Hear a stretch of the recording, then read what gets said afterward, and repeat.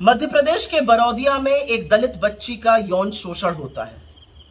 यौन शोषण करने वाले उसको डराते हैं, धमकाते हैं और कहते हैं कि वो इस बात के बारे में किसी से कुछ ना कहे। थोड़ी बहुत हिम्मत जुटाकर वो अपने परिवार को इस बात के बारे में बताती है और बड़ी मुश्किल से एफआईआर होती है। इस दलित बच्ची के यौन शोषण के मुख्य अभियुक्त बीजेपी के नेता पाए जाते हैं। उसमें से जो मुख्य अभियुक्त एक है अंकित सिंह, वो बीजेपी का कोई युवा ग्रामीण मंडल का अध्यक्ष था, और दूसरा अभियुक्त कोमल सिंह बीजेपी के विधायक भूपेंद्र सिंह का करीबी माना जाता है। इन लोगों ने मिलकर उस परिवार पर दबाव बनाया कि वो समझौता कर ले, और जब परिवार ने उससे इनकार कर दिया, जब वो राजी नहीं हुए, तो इन लोगों ने उस पीड़िता के भाई की पीट पीट कर हत्या कर दी। और जब मां ने आके बीच बचाव की कोशिश करी तो उसको भी निर्वस्त्र करके पीटा गया। यही नहीं, अभी 3 दिन पहले पीड़िता के चाचा को समझौते के नाम पर बुलाया गया। जब उसने समझौते से इनकार किया तो उसकी भी हत्या कर दी गई।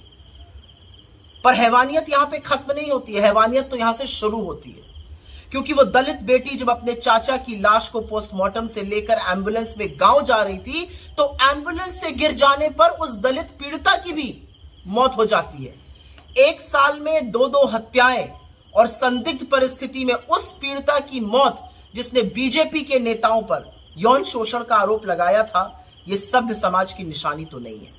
मुझे नहीं पता आपको इस बात की खबर मिली है कि नहीं मोदी जी, लेकिन असलियत यह है कि दलित, आदिवासी, पिछड़ा होना इस देश में अभिशाप बन चुका है।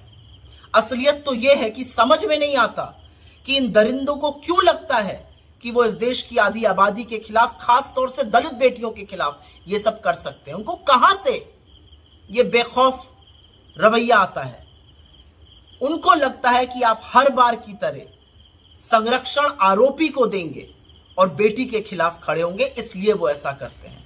असल में तो मोदी जी जब आप चुनावी मंच से मुजरा शब्द का प्रयोग बार बार करते हैं तो इन आदमखोरों को हौसला मिलता है, इनको साहस मिलता है। इस तरह की हरकत बेटियों के साथ करने से इनको लगता है औरत दोयम दर्जा है और उसके साथ वो चाहे तो कुछ भी कर सकते हैं। आपसे कोई भी आशा करना बेमानी है, क्योंकि आप हर बार की तरह इस बार भी आरोपियों के साथ ही खड़े होइएगा। मीडिया में हर बार की तरह सुलटपक सन्नाटा है, महिला मंत्री खामोश रहेंगे, महिला आयोग आंखों पे पट्टी बांध लेगा, लेकिन असलियत यह है कि इस देश में एक दलित बेटी के साथ इतनी बड़ी घटना होती है, हत्याएं होती हैं।